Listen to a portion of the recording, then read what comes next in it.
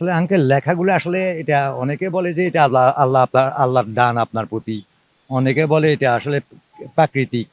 একেকজনে একেকটা মন্তব্য করে। না, আমি ছাত্র জীবনে আসলে আমাদের আমার আমরা আমার যে মেঝে ভাই, আমার ভাইয়ের লেখা আরো সুন্দর ছিল। আমার যে লেখাগুলো সুন্দর একমাত্র কারণ হচ্ছে যে আমি যখন ক্লাস 4 এ পড়ি তখন আমার মেজে ভাইয়ের শিক্ষা, তার কলমের ছোঁয়া থেকে আমি আসলে এই লেখাগুলো আমি শিখতে পারছি। আর ছাত্র জীবনে আসলে এখনকার লেখা আর আমার ছাত্র জীবনের লেখা এক ন।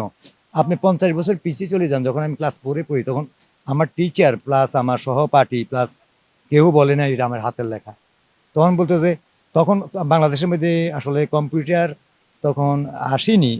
হ্যাঁ, তখন আমাদের দেশের মধ্যে একরকম টাইপরাইটারের প্রচলন ছিল। তখন অনেকেই বলতো নাকি এটা আমি হাতে লিখি না, এটা টাইপ করি, অথবা কেউ বলতো যে আমার হাতের মধ্যে কোনো জাদুর ছোঁয়া আছে। এখনো অনেকে ভাববে এখানে পথচারীরা কপতিরা যারা ঢাকা কলেজ ভার্সিটিতে পড়ে তারা যখন আসি আমার সাথে বিন হয়, তখন তারা বলে নাকি এটা আমি কম্পিউটার করতেছি, আমার হাতের মধ্যে নাকি জাদুর ছোঁয়া আছে। এখন আপনারা জানেন আমি জানি না, আমার লেখাকে আমি সুন্দর বলতে পারি না। যদি হ্যাঁ, আমি মনে করছি আমি লিখছি, কতটুকু সুন্দর না সুন্দর সেটা আপনারা বলতে পারেন, আর আপনার সুন্দরটা তো আপনি দেখেন না। আমি আপনার নামটা ইংলিশে My name is Muhammad Abu Talib. I can describing about myself. My name is Muhammad Abu Talib. My permanent address is Noakhali, Chatkil. দর্শক, আমরা এখন এই মুহূর্তে বসে আছি ঠিক রমনা পার্কে। দেখতে পাচ্ছেন যে রমনা পার্কে আমি এক বয়স্ক মুরব্বীর সাথে বসে আছি।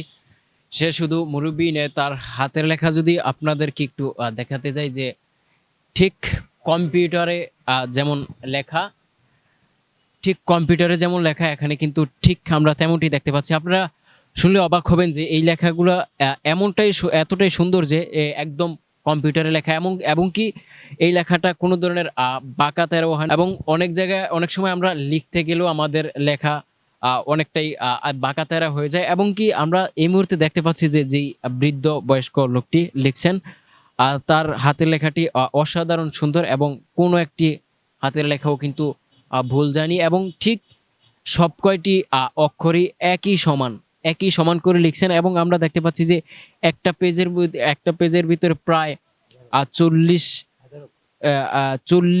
লাইনের ঊর্ধ্বে হবে, প্রায় 50টি হবে। এবং আমরা যেমনটি লক্ষ্য করছি যে এই এই পেজটার ভিতরে একদম প্রায় 1000 অক্ষর হবে। তিনি 1000 অক্ষর দিয়ে এই পেজটি সম্পূর্ণ করেছেন। আপনি টেন্স অনুসারে যান, আমরা বাংলাদেশে বসবাস করি, আমরা বাংলাদেশে বসবাস করিতেছি, আমরা বাংলাদেশে বসবাস করি, আমরা কোন দিকে নিচ্ছেন, কোন টেন্সে নিচ্ছেন? আপনি যদি বলেন যে আমরা বাংলাদেশে বসবাস করি, উই লিভ ইন বাংলাদেশ, আর যদি বলেন যে আমরা বাংলাদেশে বসবাস করিতেছি, এটা কন্টিনিউয়াসলি চলে যাচ্ছে, উই লিভিং ইন বাংলাদেশ। আর যদি বলি যে আমরা বাংলাদেশে বসবাস করিব, উই শিল লিভ ইন বাংলাদেশ। গ্রামারে কিন্তু অনেক আপনি গ্রামাটিক্যাল দিকে আমি যা ইংরেজি বলুন গ্রামাটিক্যাল ভাবে বলুন।